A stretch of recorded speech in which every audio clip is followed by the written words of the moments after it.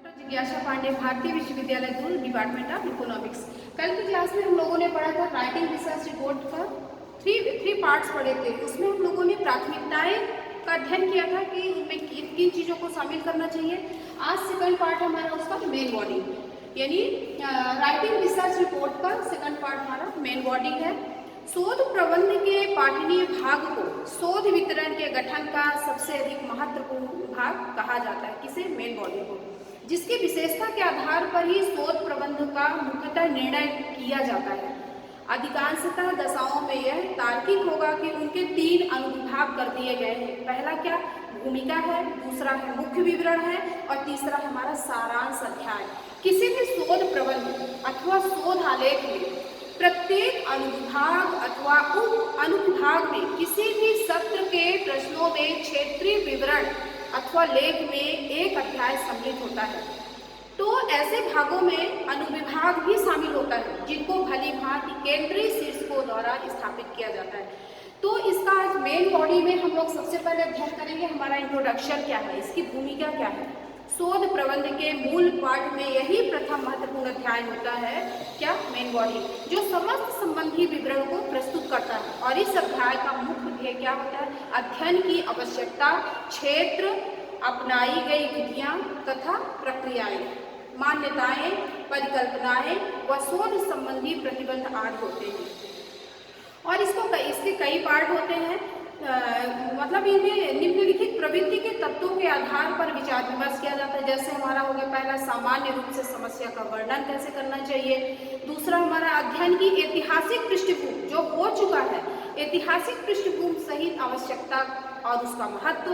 तीसरा है भूमिका में हमको तीसरी इस बात का ध्यान रखना चाहिए कि हमारे अध्ययन का उद्देश्य क्या है। चौथा है कि मौलिक मान्यताएं क्या है और उसकी मीमांसात्मक रूपरेखा कैसी होनी चाहिए। पांचवी बात, हमारी परिकल्पनाएं कैसी होनी चाहिए, यानी इस चीज का जो हम भूमिका बना रहे हैं उसकी हमारी हाइपोथेसिस कैसी होनी चाहिए। छठवां, हमारा जो हम अध्ययन कर रहे हैं उसका हमारा मेथड क्या है, किस मेथड से हम उस चीज को अध्ययन कर रहे हैं। पांचवा हमारा है प्रयोग किए हुए विचारों अथवा शब्दों की परिभाषा। नेक्स्ट हमारा शोध प्रबंधों की समीक्षा। अब यहाँ पे दूसरा पॉइंट हमारा है कि डिटेल्स, यानी मुख्य विवरण क्या होना चाहिए। अध्ययन की हुई समस्याओं से प्रत्यक्ष रूप से संबंधित इस भाग में अनेक अध्याय शामिल होते हैं और विभिन्न शोध प्रबंधों अथवा शोध निबंधों में एक या उससे अधिक विभिन्न समस्यापूर्ण क्षेत्रों के विवरण संबंधी अध्यायों के रूपरेखा का निर्माण करना संभव नहीं होता है। प्रत्येक शोध प्रबंध संबंधी विवरण अद्वितीय होता है, लेकिन उनमें भी कुछ हमारे बहुत सारे सामान्य तार्किक भाग होते हैं, उनसे हमें विचलित नहीं होना चाहिए। तीसरा पॉइंट हमारा यह है कि रिव्यू ऑफ रिलेटेड लिटरेचर, यानी अध्ययन से संबंधित साहित्य की समीक्षा कैसी होनी चाहिए। अनेक अध्ययनों में यह अध्याय भी हमारा बहुत महत्वपूर्ण होता है, क्योंकि इसमें तथ्य के संकेत मिलते हैं कि दूसरों के द्वारा अब तक पहले कितना अध्ययन किया जा चुका है, जो कि शोधकर्ता की समस्या पर आधारित होता है। परंतु इसमें यह भी ध्यान रखना चाहिए कि केवल उपयुक्त साहित्य को ही सम्मिलित किया जाए, न कि प्रत्येक विषय संबंधी सभी पक्षों को। इसमें संक्षिप्त तथा आलोचनात्मक समीक्षा प्राप्त होती है तथा संबंधित अध्ययनों का मूल्यांकन भी मिलता है। और यह भी आभास हो जाता है हमें कि वर्तमान अध्ययन और अधिक योगदान अथवा प्राप्त ज्ञान में निर्धारित अध्ययन किए हुए क्षेत्रों में किस प्रकार हमें वृद्धि करता है। इसमें शोध कार्यों के विवरण भी शामिल होते हैं, जिनमें इसी प्रकार की विचारधाराओं, विधियों और प्रविधियों का सफलतापूर्वक प्रयोग करते हैं। यदि शोध कार्य से संबंधित किसी प्रकार का उपयुक्त व संबंधित अध्ययन न किया गया हो अथवा इस प्रकार की समीक्षा को किसी अन्य समुचित अध्याय के अंतर्गत संक्षेप में वर्णित किया हो अथवा अध्ययन की प्रकृति उसकी अनुमति नहीं देती हो, तो इस अध्याय को शोध प्रबंध से लुप्त किया जा सकता है और अन्य किसी भी दशा में इस अध्याय से बचा नहीं जा सकता है। तीसरी बात हमारी आ रही है यहाँ पे प्रॉब्लम एंड प्रोसीजर, यानी समस्या, उसकी कार्यप्रणाली कैसी होनी चाहिए मेन बॉडी की। तो इस अध्याय को अलग अलग अध्यायों में क्रमशः समस्या तथा कार्य प्रणाली से संबंधित अध्यायों में बांटा जाता है, परंतु शोध कार्य की समस्या के अध्याय के अधिक स्थान घेरने की संभावना इसमें नहीं रहती है। इसलिए इसे बहुधा कार्य प्रणाली के साथ एक ही अध्याय में शामिल कर लिया जाता है तथा दोनों को मिलाकर समस्या यानी प्रॉब्लम एंड प्रोसीजर कार्य प्रणाली अध्याय का नाम दे दिया जाता है। इस अध्याय के दूसरे भाग में मुख्यतः शोध कार्य के लिए प्रयोग की गई विधियों अथवा प्रविधियों प्रदत्तों का संकलन करने के लिए उपयुक्त उपकरण अथवा प्रविधियों के संबंध में व्यवस्था का समावेश होता है।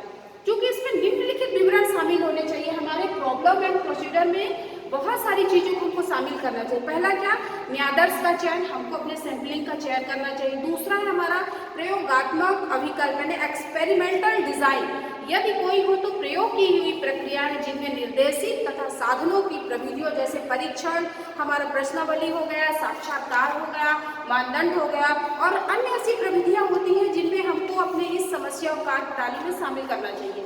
तीसरा हमारा प्रदत्तों के अंकन करने की विधि, कि हम जो डाटा यूज करते हैं उसको अंकन किस मेथड से हम उसको यूज करते हैं। चौथा है हमारा सांख्यिकी विधियां जो प्रयोग में लाई गई है। अब यहाँ नेक्स्ट पॉइंट हमारा आ रहा है ट्रीटमेंट ऑफ डाटा, यानी हमारे प्रदत्तों का प्रस्तुतिकरण और उसका एनालिसिस किस तरह होना चाहिए। जैसे पहले के अध्याय में हम लोग विधियों द्वारा एकत्रित किए गए डाटा पर आधारित सभी परिणामों। फिर नेक्स्ट पॉइंट हमारा आ रहा है इंटरप्रिटेशन एंड डिस्कशन, यानी हमारा अर्थापान और विवेचन क्या है। क्योंकि हमारे इस राइटिंग रिसर्च रिपोर्ट का जो हमारा अध्याय है, इस अध्याय में हमें उपयोगिताओं का विवेचन करना चाहिए, परिणामों की विश्वसनीय पर्यवेक्षण अथवा निष्कर्ष की वैधता और उसके व्यवहारिक उपयोगिता का भी इसमें वर्णन हमको करना चाहिए। सुविधा के लिए कुछ शोध प्रबंध में इस अध्याय को इससे पूर्व आने वाले अध्याय से संबंध कर लिया जाता है जो पहले हो चुका है, और कभी कभी हमें आगे आने वाले परिणामों और सुझावों, यानी हमारा जो डिस्कशन और होता है और इंटरप्रिटेशन होता है, आगे आने वाले परिणामों और सुझावों से संबंधित अध्याय भी इसी अनुभाग में हमारे इसका भाग बन जाता है वो भी। अब नेक्स्ट पॉइंट हमारा है कंक्लूजन एंड सजेशन, यानी हमारा निष्कर्ष और सुझाव कैसा होना चाहिए। तो चूंकि इस अध्याय में संस्तुतियों तथा परिणामों के लिए पृथक अध्याय उपयुक्त हो तो उसे बोध प्रबंध पाठन योग्य प्रमुख भाग के अंतिम अध्याय के रूप में रखना आवश्यक हो जाता है। उनका संक्षेप में उल्लेख होना चाहिए, यानी शॉर्टकट में उनका थोड़ा सा उल्लेख होना चाहिए, और उनकी क्रम संख्या अंकित कर देनी चाहिए 1 2 3 4 5 जो भी हो। वे अध्ययन के अनुसंधान के निष्कर्षों के अनुकूल और उपयुक्त होना चाहिए। यदि अध्ययन में सुधार